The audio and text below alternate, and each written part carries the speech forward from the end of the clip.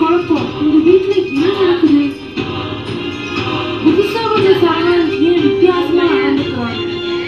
அது மட்டும் இல்ல, கொஞ்ச நேரம் அங்கே இருந்து வேடிக்கை பார்க்கலாம்.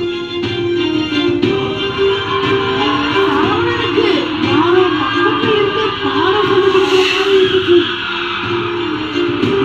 இத பார்த்து அவன் மறந்து போயிட்டான்.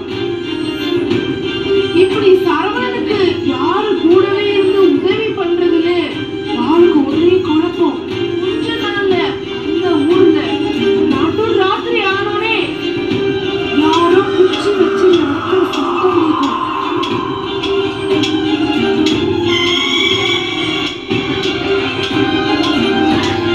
யாருக்கு அந்த சத்தம் கேக்குதோ அந்த நாள் ராத்திரி அந்த வீடு எரிஞ்சு போயிடும்.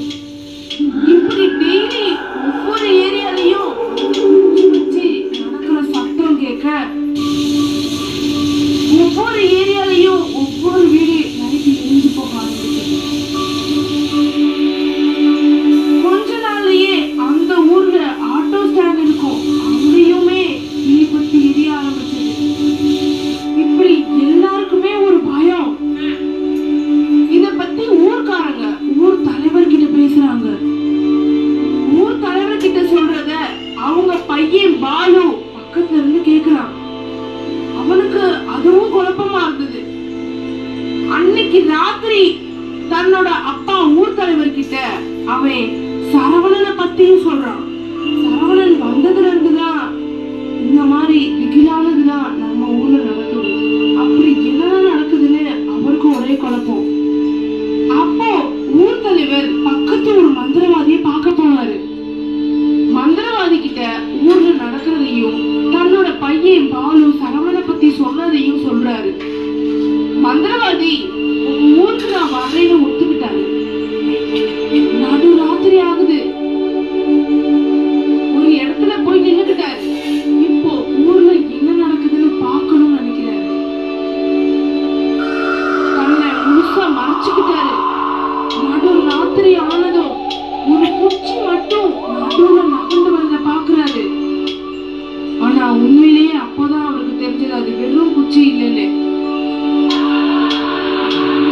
அது ஒரு பேய் பாட்டியோட குச்சி.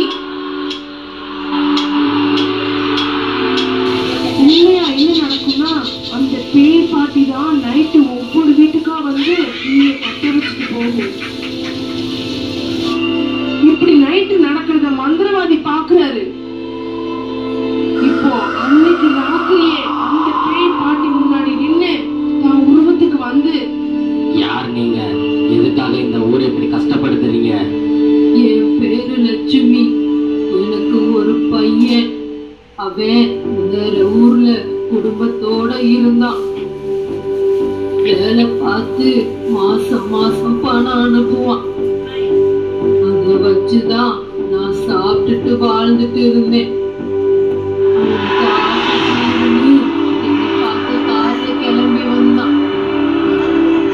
2 பையன்ல ஒரு பையனை கூட்டிட்டு ஒரு பையனை நாய்க்கு துணையா விட்டுட்டு வந்தாங்க. என் பையன் வந்தப்ப ஒரு ஆக்சிடென்ட் ஆகிடுச்சு. 3 பேரும் அங்கேயே செத்து போயிட்டாங்க. அதுக்கப்புறம் நான் அனாதையாகிட்டேன். கொஞ்ச நாள்ல என்கிட்ட இந்த பணம் எல்லாம் காலியாகி நான் சாப்பிடாம கஷ்டப்பட்டேன். வயசாயிருச்சுன்னு எனக்கு யாரும் வேலையே கொடுக்கல. அன்னைக்கு நைட்டு நான் வெளியில போயிட்டு வர்றப்ப விபத்துல என் குடிசை எரிஞ்சு போச்சு. எதுவும் இல்லாம பிச்சை எடுக்க போயிட்டேன். ஆனா இந்த ஊர்க்காரங்க யாரும் எனக்கு உதவவே இல்லை, ஆதரவும் தரல. அப்படியே நான் அனாதையா செத்து போயிட்டேன். என்ன மாதிரியே என் பையனோட மகனும் அனாதையா ஊர்ல இருந்தான். அவனை கூட கூட்டிட்டு வந்து குடிசையில வளர்த்துட்டு இருக்கேன். எங்களை வாழ விடாத மனசாட்சி இல்லாத ஊரை பழி வாங்கிட்டு இருக்கேன்.